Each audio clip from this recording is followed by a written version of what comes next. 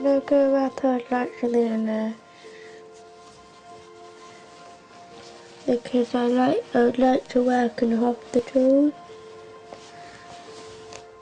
Because I'd like to help people who's ill. But I think I know how to do bandages because I had lots on me.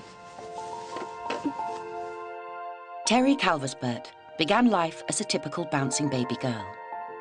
But in 1998, an accidental house fire ripped through their home, leaving 18-month-old Terry suffering 88% burns to her body and fighting for her life. Nobody expected this extraordinary little girl to live through that night. The type of injury Terry suffered is one of the worst insults that the human body can suffer.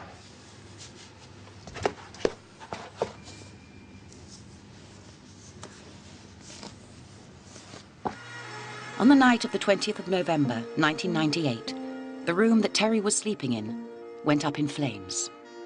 The actual accident itself was quite extensive. It was mainly where she was in her bedroom. It was sort of ground floor flat. But obviously by the time somebody realised what was going on, it was too late and you couldn't actually get in there to get her out. The whole flat was gutted. But even the firemen, they didn't realise she was in there. They thought someone was in there, but they couldn't find her. And the only reason how they found her is because she gasped for breath at exactly the right point. They resuscitated her at the time, and it was a matter of them going there or losing her completely, so they put her in the back of a police car and went. With every second vital for her survival, Terry was rushed to the local hospital. And you go completely blank. I just sat in the grass verge and didn't know what to do. A stunned Paul was quickly taken to the hospital in another police car to be with his daughter. When he arrived, the sight of Terry was just too much for him to accept. She was just like, it's like a silver sheet really, it's like a heat sheet. The only thing you saw was two little eyes, and the smell of it was horrible. You can't be described the smell, it was horrible.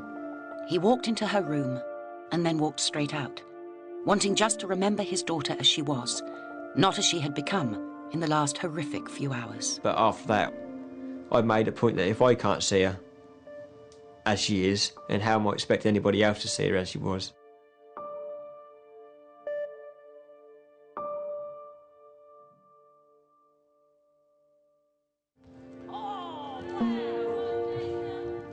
This is Terry Calversburt at 10 years old. I go to football on a Friday and I learn how to do football and how to play it. Position, good girl. Wait for the ball, wait for the ball. But 8 years ago, when she suffered 90% burns in an accidental house fire, nobody expected her to make it through one night. If she was going to have any chance of survival, she had to be transferred to a specialist burns unit. On arrival at the Broomfield Hospital in Essex, she was immediately put under the care of world-class burns surgeon Dr. Peter Zawalski. I was on call that night and I was called in to see her. She obviously had a very serious burn injury and the whole team obviously were involved in initially resuscitating her and then later on the following day operating on her.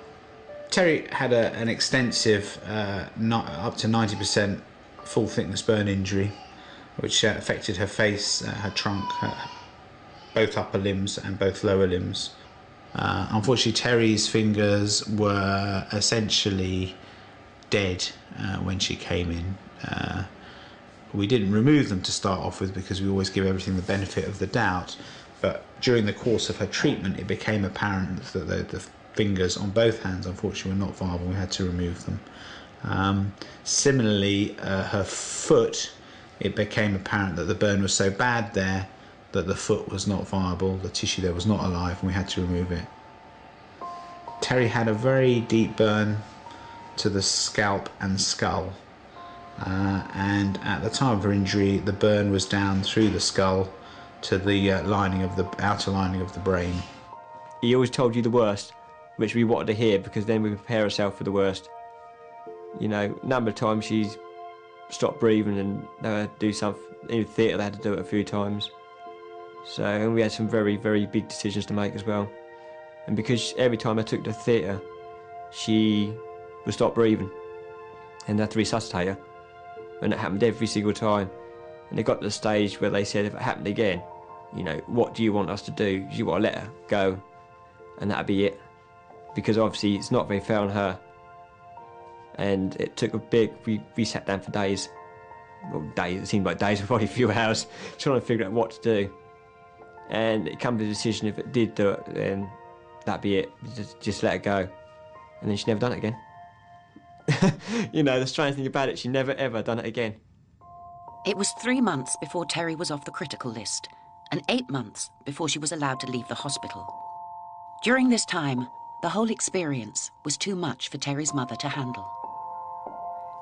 She left Paul caring for Terry alone, and Terry hasn't seen her mum for 7 years. In that time, Terry has undergone over 80 operations in an attempt to rebuild her body that was so badly burned away. She had the majority of her full-thickness burn wound excised, and that was then resurfaced with temporary or donor skin, and later on artificial skin. Despite 8 years of reconstructive surgery, Terry is